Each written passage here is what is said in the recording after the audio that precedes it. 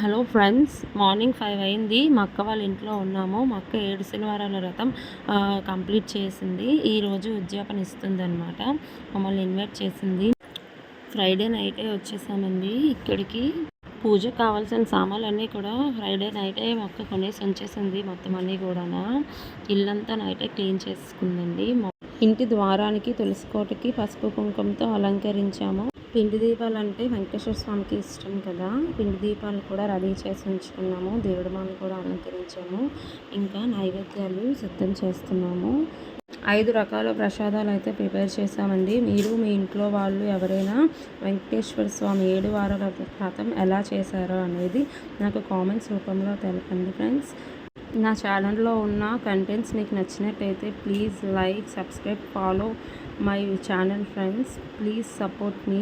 మా అక్క చక్క ప్రసాదాలు రెడీ చేసేస్తుంది. బూర్లు ఏం కాకుండా వేసేసిందండి. ఎంత బాగా వచ్చాయో గుండ్రంగా, చాలా చక్కగా వచ్చాయి బూర్లు.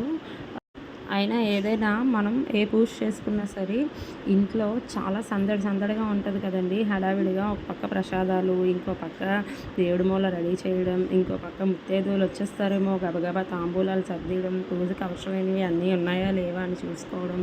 ఇల్లంతా ఇంకా ఒక మంచి పాజిటివ్ వైపుతో ఉంటుందండి. ఆ పద్మావతి సమేతుడైన వెంకటేశ్వర స్వామి దీపాల కాంతుల్లో ఎంత చక్కగా ఉన్నాడంటే ఇంకా మన 2 కళ్ళు చాలవండి అతని స్వరూపాన్ని చూడడానికి. 9 మంది దంపతులకి భోజనాలకి ఆహ్వానించిందండి మా అక్క. ఒక పక్క వంటకాలు చేస్తూనే ఎవరికి ఏ కొరత రాకూడదని చెప్పి చాలా హడావిడిగా టెన్షన్ పడిపోతూ చాలా టేస్టీగా అన్నీ ప్రిపేర్ చేసి ఉంచిందండి. ఇంకో పక్క నేను తాంబూలాలన్నీ కూడా సర్దేశానండి. బ్లౌజ్ పీసెస్ కూడా చాలా మంచివి తీసుకుంది. మంచి కలర్స్ చాలా బాగున్నాయి. ముత్తైదువులకి కాళ్ళకి పసుపు రాసి ఇంట్లోకి అయితే ఆహ్వానించేసాము. ముత్తైదువులకి పసుపు రాసినప్పుడు చాలా జాగ్రత్తగా రాయాలంటండి చూసుకొని.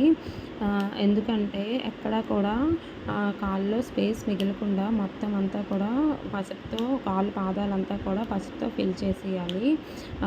మొల్లులు ఉండకూడదు అంటారనమాట పెద్దలు. మా అమ్మాయితో కూడా ముత్తైదువుల కాళ్ళకి పసుపు రాయించానండి. చూడండి తన చిట్ చేతులతో ఎంత చక్కగా రాస్తుందో పసుపుని నీట్గా చక్కగా. ముత్తైదువులందరూ కూడా పరిపరి విధాలుగా వెంకటేశ్వర స్వామిని స్తుతించి సంకీర్తనలు పాడుతూ మంగళహారతులు ఇచ్చి చాలా చక్కగా పూజను అయితే ముగించామండి. లాస్ట్ సైడ్ని టిష్యూ పింక్ కలర్ శారీ కట్టుకున్నదే మా అక్క అనమాట. పూజ అయితే చాలా చక్కగా జరిగిందండి. చాలా హ్యాపీగా అనిపించింది. పూజ పూర్తయిన వెంటనే వచ్చిన వారందరికీ భోజనాలు వడ్డించామండి. వంటకాలు చాలా టేస్టీగా ఉన్నాయని చెప్పారు. అందరూ చాలా సంతృప్తిగా తిన్నారండి. మా అక్క 9 మంది దంపతులకు తాంబూలం పెట్టి వారి ఆశీస్సులు తీసుకుందండి.